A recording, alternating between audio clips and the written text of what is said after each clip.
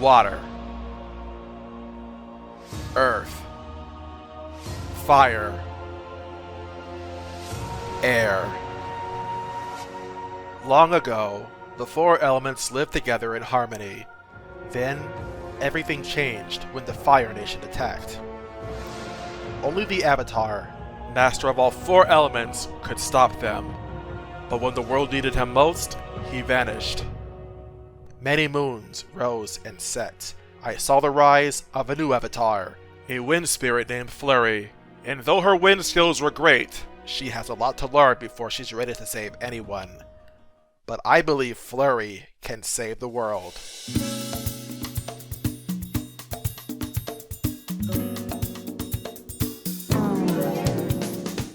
Madame Flurrie, the misty Marchioness, is quite possibly the biggest enigma of a partner in Paper Mario: The Thousand-Year Door.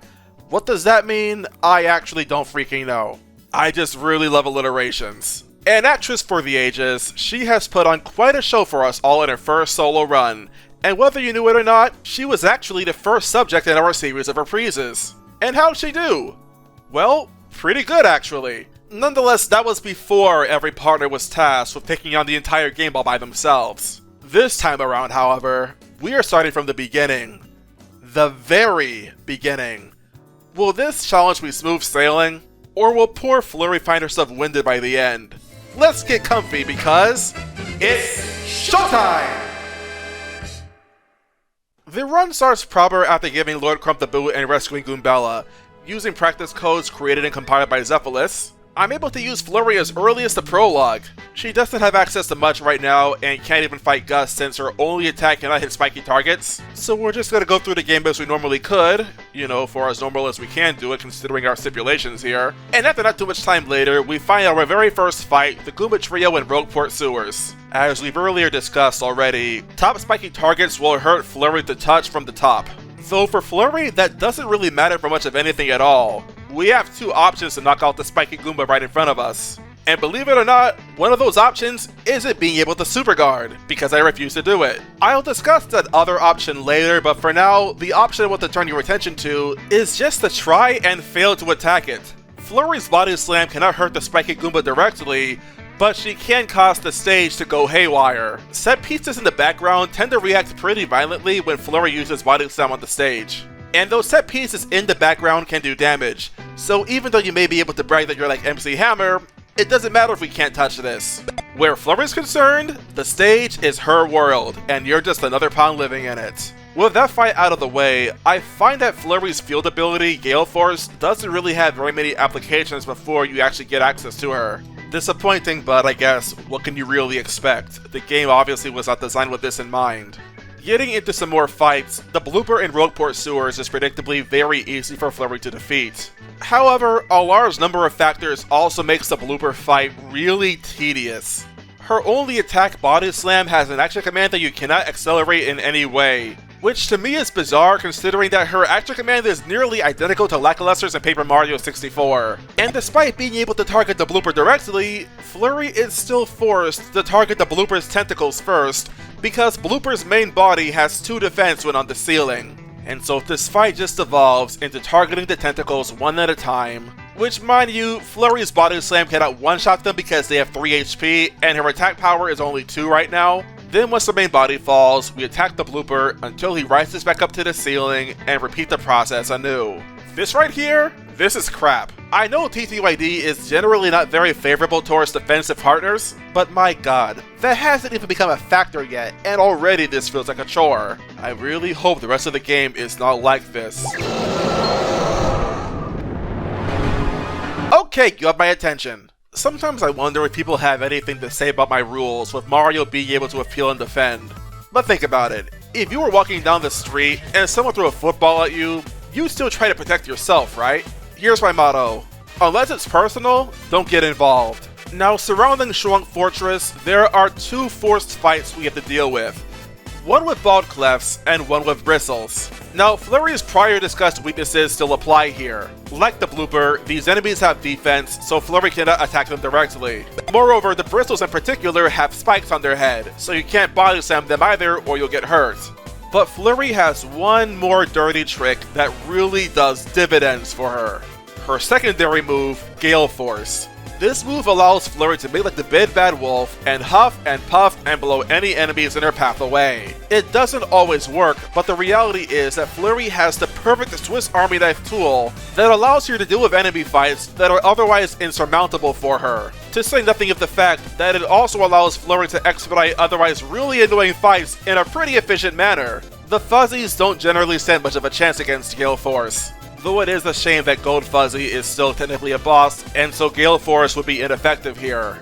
But hey, one 10 HP Fuzzy is still better than 4 3 HP Fuzzies. I'm actually surprised that it's so effective against Red Bones because you're not supposed to have Flurrie by this point in the game. But hey, can't complain. Especially since now we have access to 3 Shine Sprites and can rank Flurrie up to Super Rank. Learning a new move in Lip Lock. This move is awesome. It pierces defense, has the same damage that Body Slam has, and the best part, the very best part, it restores Flurrie's HP equal to the damage he dealt. With this move, Flurrie's virtually impossible to kill. But more importantly, we now have an attack that isn't dependent on being able to target enemies from the top. We can still be halted like criminal scum if we say find enemies that are dangerous to touch on the side or on their tops, like bristles or pokies. But Gus is only one and not the other, and as a result, he's my next target. This fight merely devolved into a bunch of lip locks as he tries to lock me out, but he simply can't. He doesn't even come close. But hey, the game is only getting started. There's always potential for things to get worse later. It also stands to reason that the way Flurrie is designed as a partner makes Mega Rush P a pretty ineffective badge for her. I mean, we can use it, but it's not very useful against Hooktail. In fact, the only reason I have the badge equipped here is because I forgot to get Last Stand from the badge shop. That aside, Hooktail wasn't really too bad. Naturally, Lip Lock is a fantastic move in keeping Flurrie's HP up, which is great because we can't use attack effect SAR here. But when Flurrie uses Lip Lock in this fight, I feel uncomfortable just looking at what actually happens on the screen. So here's your parental guidance warning, because I can only describe what Flurrie does in this fight as an act of prostitution. The only question is which act. You know what?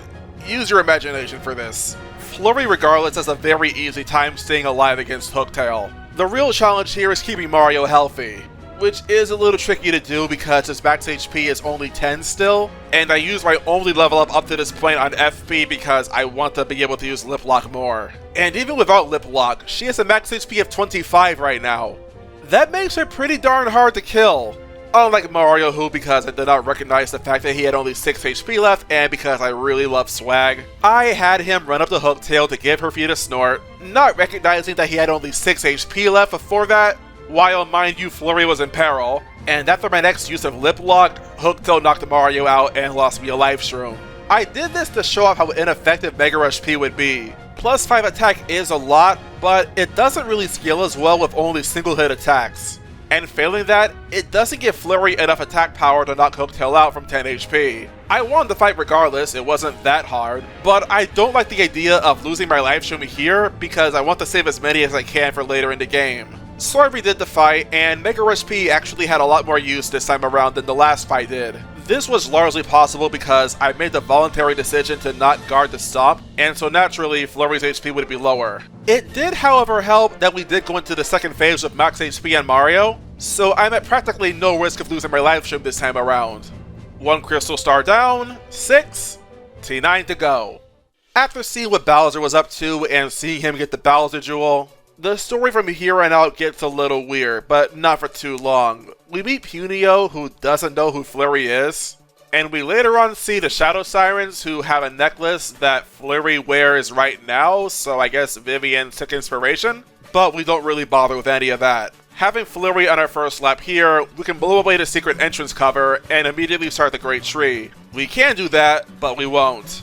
I find it funny that after this cutscene, where the game already knows that we have Flurrie unlocked, leaving the perimeter will actually warp us to Flurrie's house, despite the fact that there's nothing to do here. But all of that is semantics compared to the actual meat and potatoes here, the first fight with the Shadow Sirens. I feel like here it's made pretty clear that Flurrie has a pretty hard time against multiple targets. The scale is still small, but imagine if the numbers were bigger. Flurrie could be in some really big trouble. The fight as is, though, was a complete wash. I used Lip Lock a grand total of a whopping 1 time. And all because I wanted to see if it would happen, where I attack Beldum with my Body Slam, and then the sage falls on her to knock her out. It didn't happen though, and as a result, the damage from the Shadow Sirens got pretty hefty because by now we're seeing the magic attacks come from the Shadow Sirens, and now we have to contend with that. Though, surprisingly, they don't use their elemental magic very much if at all. And the queued up Mushroom Bingo basically guaranteed that Mario was not going down, even though his HP got as low as only 2. So the fight overall was not very scary whatsoever. And following picking up the necklace, we don't bother returning it to Flurrie, we just go to the Great Tree. An area full of extremely brittle and easy to KO X-Nuts. It's business as usual until we get the Super Boots, which then involves us leaving Chapter 2 for a while, and hunting for as many star pieces as we can find at this point in the game. With these star pieces, I buy from Dazzle a few badges. Power Plus P, the Heart and Flower Finders, and Happy Flower.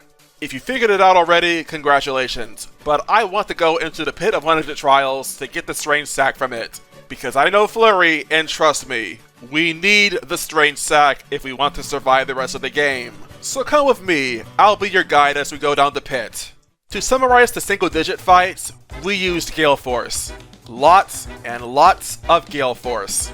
There are a few times where I use Body Slam if I don't want to use my FP, but those instances are very few and very far in between.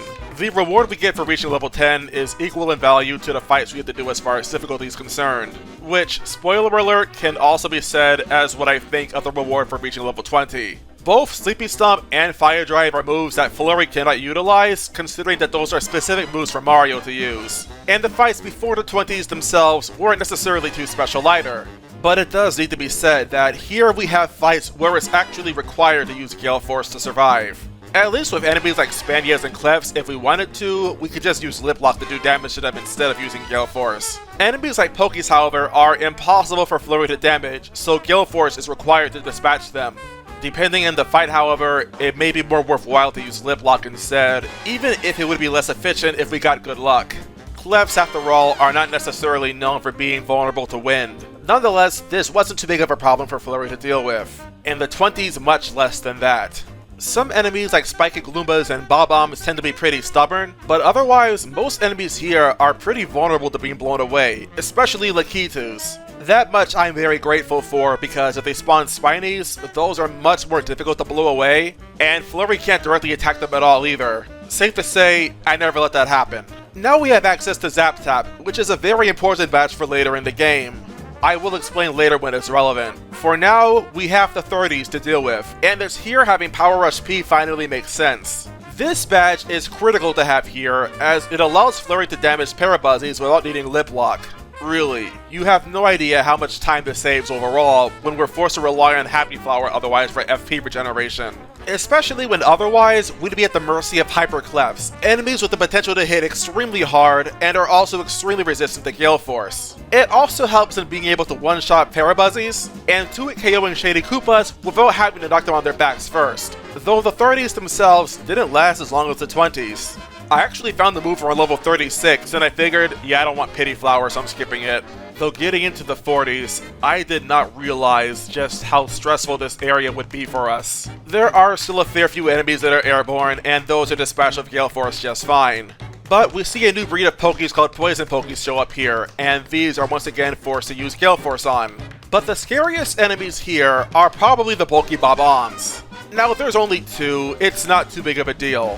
A couple of Body Slams and Lip Locks will put them down just fine all the same. But I once had it happen where there were a whopping 4 bulky Bob-Ombs, and I had to grind my FP out using Happy Flower to survive.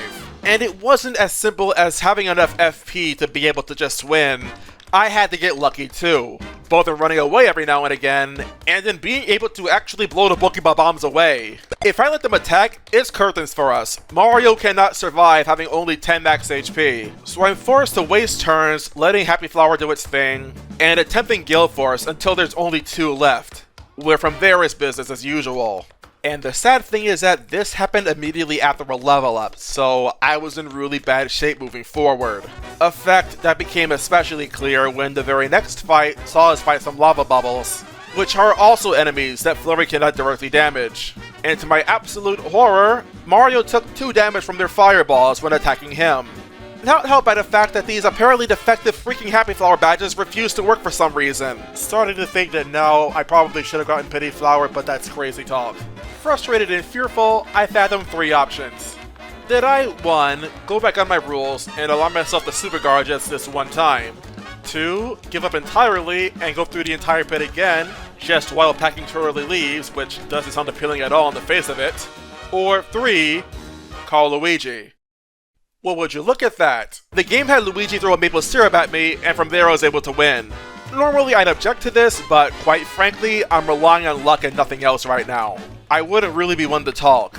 Especially when it's Luigi himself helping his older brother out. Just goes to show, the L in Luigi stands for lad, and what a lad he is. I'm Luigi, number 1. And that right there is the first 50 levels of the Pit of One-Nighted Trials. We get the strength sack, get the heck out of there, and we're now ready to continue our quest. So what's next? Magnus von Grapple? Yeah, sure. I don't really have much to add on to this fight than I've already said before. As a standalone fighter, Flurrie is just really hard to kill, and there really aren't any extraordinary strategies involving Mega Rush P that I can use. I just hammer away with Body Slam and occasionally Lip Lock, and eventually I win. Yeah, despite the high damage of the X-Fist, it's still lower than Hooktail's damage output, and you already know how that beast went. Flurrie just being straight up immune to the Quake attack doesn't hurt either. Though I shudder at what's to come, considering that we are now above level 9, and that means we have the B-list star stage, and the chance of fog coming to ruin our day. On the upside, if we see it in any of the fights in Chapter 3, Gale Force can blow the fog away just fine. Though that wouldn't be particularly useful for bosses, unfortunately. Speaking of bosses, it's time for Chapter 3, and there are a lot of forced fights to do here.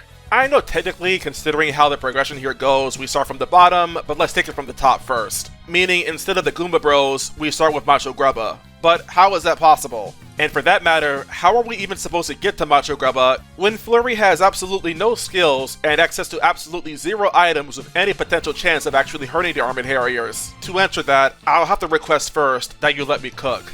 I don't mean in the sense of actually cooking items, but rather, I have something planned specifically for this part of the game. There's a glitch we can perform with Koops that's called jump storage involving Zesty. For this to work, we need to have Koops ejected right next to Zesty's kitchen, and proceed to move down and to the left right in front of Zesty's cutscene trigger, without actually activating it. We then let Koops go, have him try running towards us, and move downwards to activate the cutscene, while also activating Shell Toss at the exact same time to have Koops try to run over to Mario, but not have him actually reach him. What this does is that it stores the jump that Mario would normally do to use Shell Toss on the field, and we can use this very same stored jump to run up the stair of Toadbro's Bazaar to fly into the air and land on the bar stool holding the Ultra Hammer inside. We can then get the Ultra Hammer, and as we go to Glitzville and talk to Grubba, we can, instead of signing the contract, just do this. That, my loyal viewers, is what we call Bookcase Jump. It allows us to leave through the vents of Grubba's office, re-enter with the Ultra Hammer, basically making the Super Hammer useless to us, and we skip about 95% of Chapter 3 and can fight Macho Grubba right away. Yet another fight where once again we get to see that Flurrie is just really hard to kill. There's no good reason to rush this fight if Macho Grubba isn't attacking Mario and using his attack up against him. It's just body slam after body slam after body slam, with the occasional lip lock if I want my HP to get increased, but that barely ever happens. I will say though, I appreciate getting to see all of Macho Grubba's attack buffs. Very cool, Grubba, very cool. And that's Chapter 3, right? Well, there is a second problem. We can't access Chapter 4 if we don't have Yoshi on our side. But as far as roadblocks are concerned, this is actually fairly easy to bypass. All that we would have to do is fight up through the Armored Harriers, lose the fight against them, and bam, Yoshi's in our midst. And reaching the Armored Harriers is fortunately very easy for Flurrie. Just about every fight here is Gale Force fodder. And so that's what we do for almost every fight here, with only 1 or 2 real exceptions. Not counting the situations where, of course, we're told to not use FP. Welcome to the team, Greg. So, Chapter 4 is problematic. There are some goodies here we're picking up, like the boost sheet and life shroom in the storage room, and especially Eve's shooting star, but then we get into the bosses. The first one, Atomic Boo, isn't that special. Once again, repeatedly using Body Slam will get us through just fine, it just takes a while to win. We can lip lock if our HP gets low, but I actually felt like Mario was in more danger more often than not. And even then, I never had to feed him. I did for a moment believe I would be in danger because I failed to guard the big jump scare attack from Atomic Boo himself, and I did hear the sound effect of someone getting confused, but it wasn't Flurrie, it was only Mario. So any potential danger to be found here was pretty much non-existent. Bye bye, Boo. But yeah, that was only Atomic Boo. The real troublesome fight is actually after that, where we fight Quintuple Question Mark. This fight is easy by design, so no duh, Flurrie has absolutely no issues locking Quinto all by herself. The troublesome part, however, comes from the fact that when Quinn's HP falls low enough, or let's just say enough turns have passed, he'll transform into Mario, or at least copy his shadow. And following his defeat, he'll run off with the Crystal Star that you're supposed to win from him, alongside all of your partners, including Madame Flurrie, essentially leaving you trapped in Chapter 4 with no means of escaping it. But more importantly, robbing us of the literal only character we had to fight with for the entire game. This is obviously a terrible situation because of the fact that without Flurrie, we can't fight Quinn in the rematch, and as a result, she would fail the challenge. This is because the game expects you to use Vivian to get your pals back, and uncover Quinn's real name, which, you know, is Dupless, but we don't care about that. Quinn is funnier. And this dour dilemma right here is exactly why I went to get Zap-Tap from the Pit of 100 Trials. We may not be able to do damage with Flurrie, obviously, because we don't have her, but we can still utilize the tools that she collected throughout her journey when we still had her on our side. So when we go into the rematch with Quintuple Question Mark, and we're forced to just sit there and defend the entire time, we can just focus on guards if ever necessary, and let Zap-Tap do all the damage to Quinn, and even all of my other partners to win the fight. With Defend Plus, Damage Dodge, and just defending in general, neither Quinn nor any of my partners can do any damage to Mario at all. It's funny though that because Koops attacks with his shell, Zap-Tap doesn't hurt him, and that means we just never see Flurrie. The only partner I have ranked up, and therefore the only partner that can actually hurt me. I mean, yeah, this will still take 40 whole turns, but at least that's just that many less guards I have to do to survive.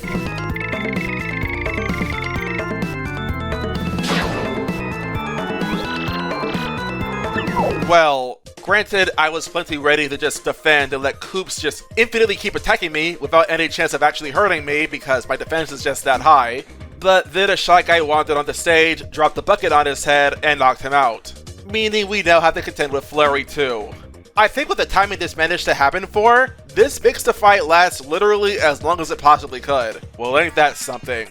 Nonetheless, it's not like we're in any real danger, it's just that now the fight takes all that much longer to finish. But because Mario was able to win this while only using tactics, the run is technically still alive, and you know what? That's good enough for me. Welcome back, Flurrie. I missed you so much.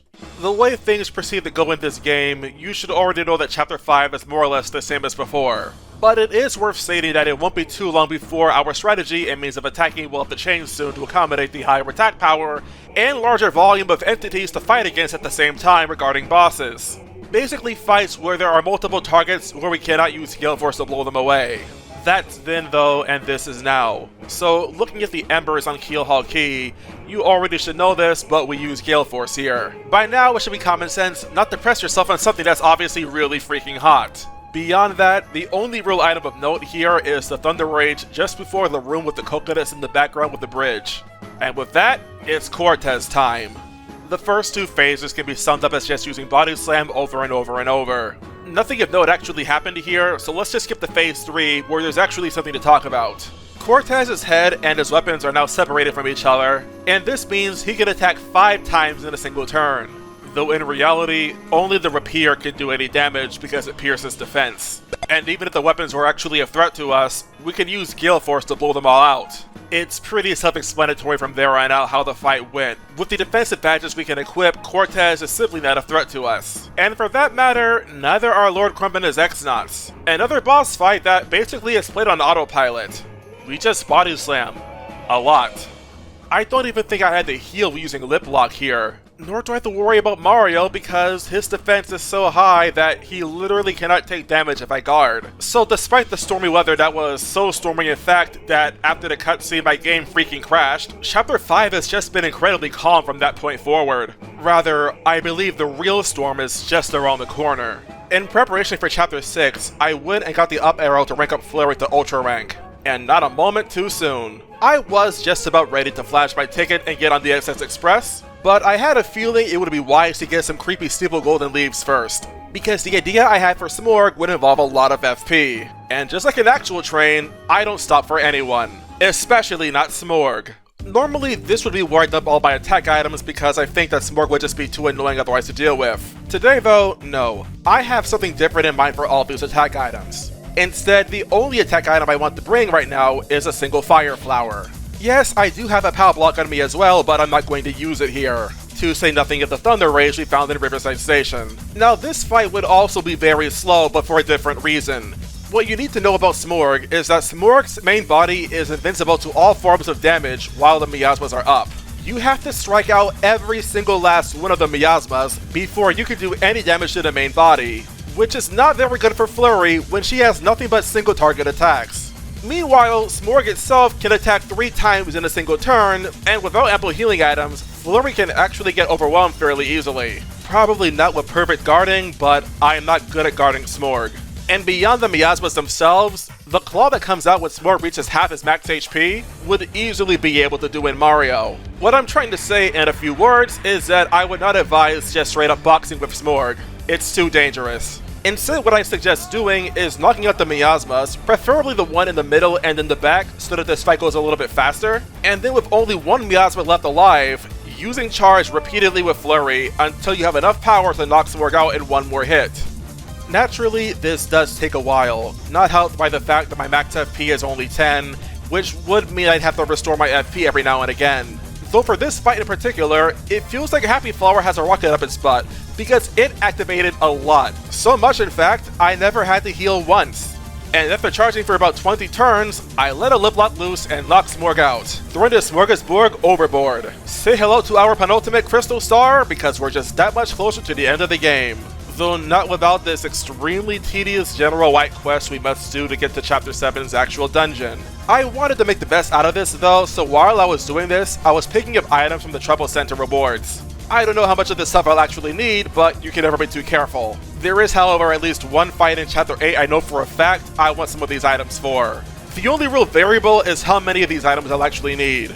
Regardless of the actual answer, leave nothing to chance, especially in regards to the moon. Back to actual required fights, however, it's time for the X-Dots and then Magnus Fun Grapple 2.0. The Elite X-Dots were easy, just Gale Force and they're gone. For Magnus 2, however, it seemed like it would be a good idea to have those golden leaves on me after all. Tell me if you heard this before. I use Body Slam, occasionally using Gale Force when the X-Punches come out, and otherwise I use Lip Lock to keep Flurrie healthy. Oh, but this time it's with a twist, because every now and again, I have to restore my FP using golden leaves. That aside though, yeah, this fight is not difficult at all. Especially when Flurrie has to defense to stuff most of Magnus 2's actual damage output, including the dreaded audience cannon, which for style points, I decided to do a bunch of guards and then super guarded at the very end. I mean, if you know Flurrie, she's a show woman. You gotta flash yourself to the crowd. Wait, that came out wrong.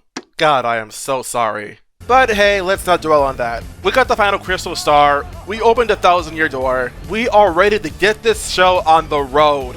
So with that all said, come on Flurrie, let's go show the world what you're made of. The Palace of Shadow is not pleasant to go through, especially when you know you have to do a lot of backtracking. To start off, I went in with items optimized both for Gloomtail and for the Shadow Sirens rematch. But before either of those fights, we have an encounter with Dark Bones.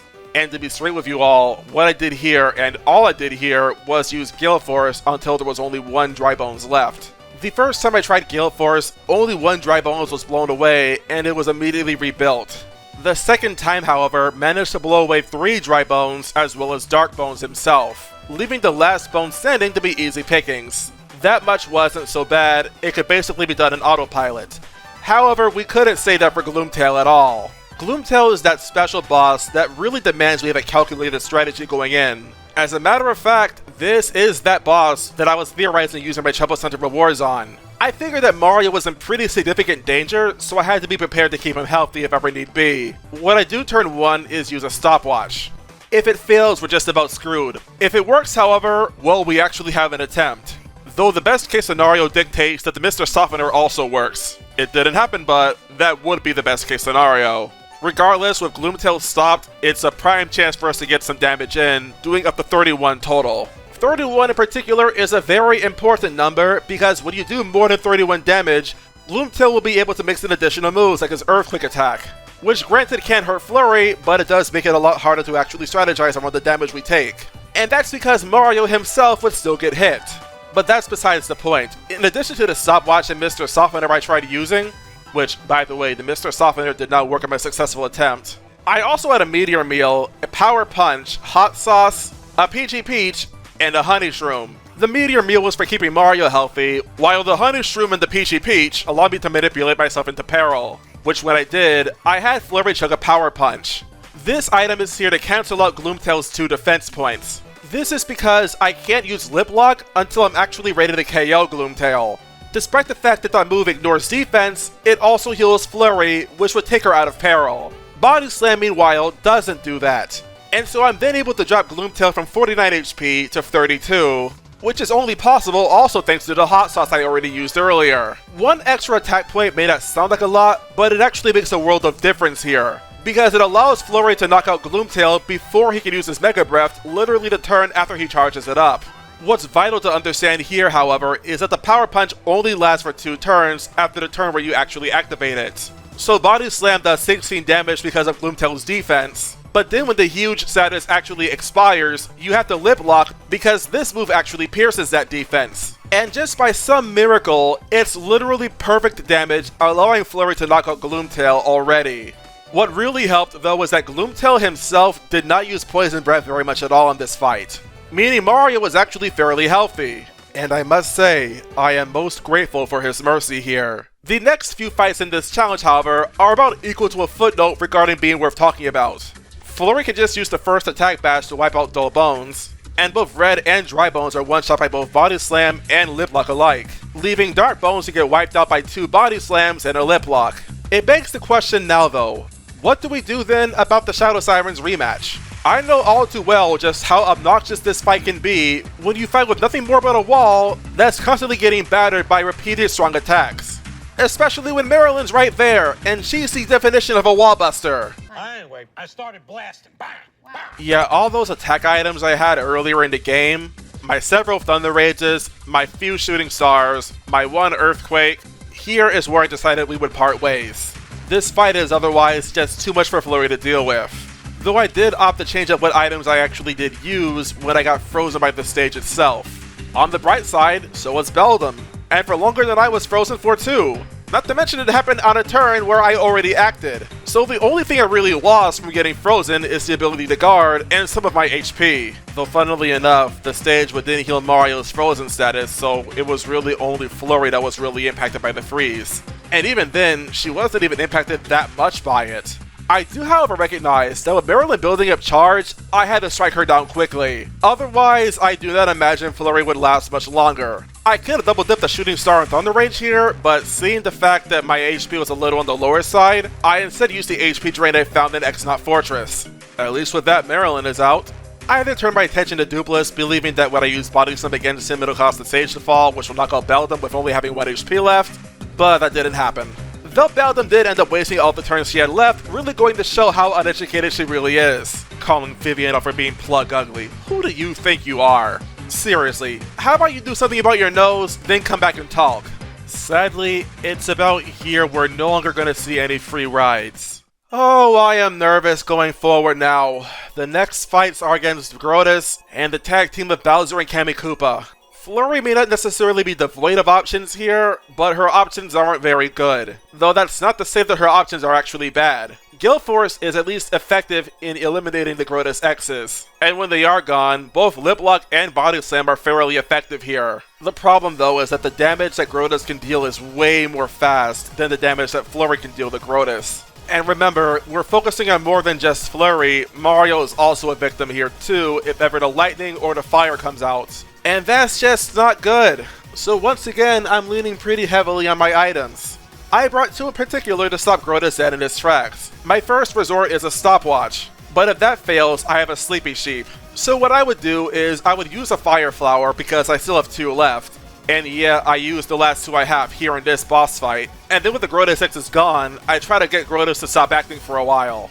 My first attempt saw the stopwatch fail, but the Sleepy Sheep succeed. So while having so much time left, I make sure Mario is healthy, and then I attack Grodus the Scepter so that he can't attack once he wakes up. And from there, I just keep using Body Slam until he wakes up, or until the sleep status expires. And from there it's business as usual, except that this time around it's much more strained. It's not uncommon at all that I have to use some super shrooms to keep Mario healthy. And FP management is pretty dang tight here too, which is kind of a given when you have to constantly swap between using Gale Force and Lip Lock to keep Flurrie healthy. I do have some Gem and Jellies, of course, because I know I'll need the extra FP, and I'm really glad I did, because Flurrie really needs to be able to convert FP to HP somehow. Let's just be really thankful that Grodus can't heal himself. If ever we had to contend with that, I don't think we'd be able to reliably win at all.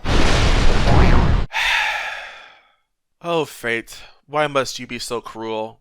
So let's talk about Bowser and Kamikoopa. For the most part, this fight's actually fairly simple.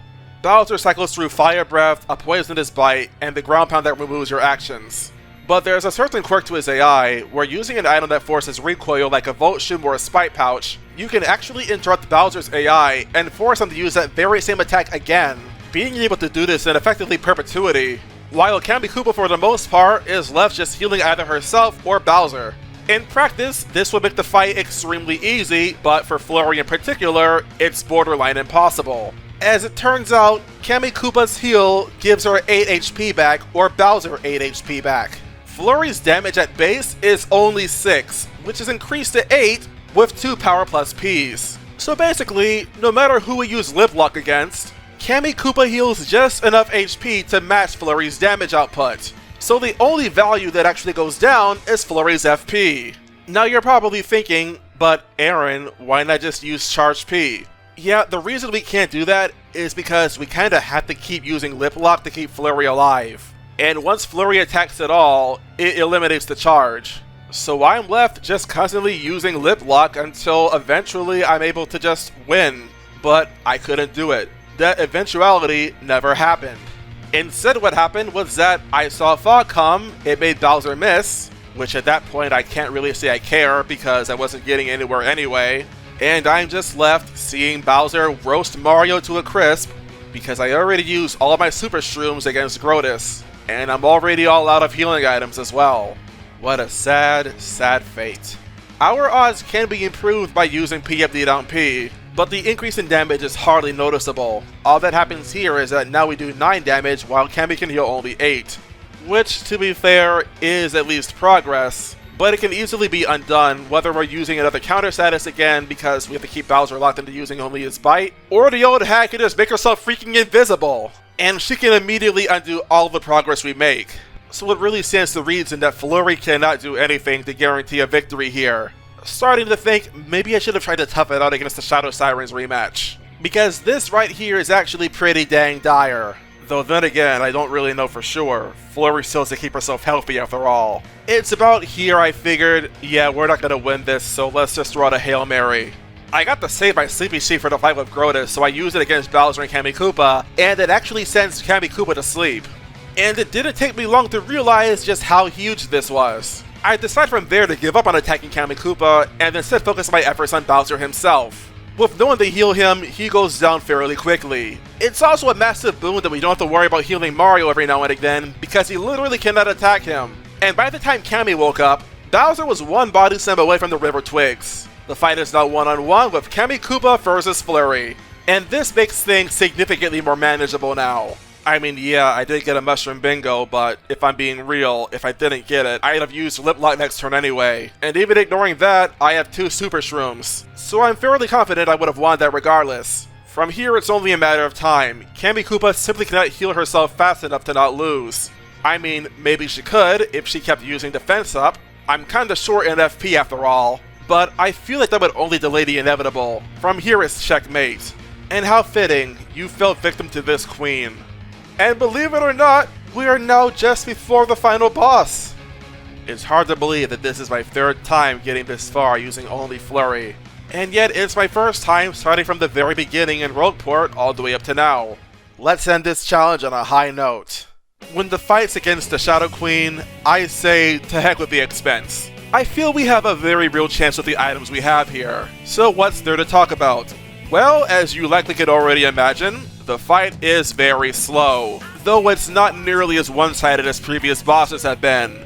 The Shadow Queen actually has a means of healing herself as well, and like Kamikuba, if she wanted to, she could heal faster than Flurrie could damage her. The saving grace with the Shadow Queen fight, however, is that she won't heal over half the freaking time like Kami would. She'll mix in stat buffs, Shadowy Lightning, and dragging us into the shadow to hurt us there, but give her credit, she actually wants to use some variety with fighting us. And likewise, I'm not only using Lip Lock in this fight either. Every now and again, I use the new move that Flurrie learned at Ultra Rank, Dodgy Fog, which basically grants dodgy status for up to 4 turns if you learn the action command correctly. It may not be the most reliable move, but oftentimes it is better than just straight up attacking if, say, there's fog on the field, or if I want to try my hand at a bingo, which unfortunately I was not very good at actually landing here. The first phase alone took over 5 minutes to complete, entering us into phase 2. Like I said earlier, I was having difficulty landing bingos here, and that was really unfortunate because I had a mushroom bingo lined up and just did not get it. So to play it safe with my life shrooms, I ended up using a Booshi and a Thunder Rage here to advance the fight. Unlike with most other partners, I feel like Booshis in general aren't very good with Flurrie, because it's already really hard to find a way into peril without using a point swap. And when you do fall into peril, you often want to use your strongest attacks possible, but Flurrie can't do that without healing herself, or potentially ushering in fog. Nonetheless, before too long we reach phase 3. With the wishes of the Puties cheering us on and praying for our victory, we're ready to go in. Prepare for a marathon, not a sprint. It's necessary because this fight took over 20 minutes. Doing only 6 damage per Lip Lock while the Shadow Queen can heal 5 HP if she wanted to, it makes for an absolute slog. But for Flurrie, it is necessary. The only time I go out of my way to attack the left and right hands in this fight is the very beginning, and that's because there's a very real possibility that she can try stealing my HP right away after I attack her, and at that point, it'd just be a wasted turn. From there, I do nothing but Lip Lock because I'm able to get a Shine Sprite Bingo that's guaranteed from this point in the fight. Just Lip Lock till the cows come home. Funnily enough, I actually had a fairly difficult time out healing her because she was doing a lot of damage using her Dark Pulse against us. Though it does make me very much thankful I used my slow stream and couples kick as early in the fight as I did. It's also here in this fight I realized just how amazing Lip Lock is for manipulating peril too. If I see myself being in danger of getting knocked out by the Shadow Queen's Dark Pulse, and my HP is actually lower than the HP I would need to survive it, what I'll often do is actively go out of my way to whip the action command for Lip Lock to heal only a certain amount of HP, so that way I'll be able to reach 1 HP, and then be able to slam as hard as I can using Body Slam and Lip Lock all the same. I'm even able to find the chance to use Peril Looping here, healing from 1 HP to 14 HP to getting dragged all the way back down to only 1, and then using another Lip Lock to do a lot of damage. Beyond all of that though, this fight really wasn't much of anything special. We played smart, we fought hard, and by the end of the fight, I had 2 Ultra Shrooms, 2 Life Shrooms, and a Jammin' Jelly left over. And the icing on the cake, it was one more Peril Lip Lock that managed to do the Shadow Queen in once and for all, crowning Madame Flurrie our newest champion.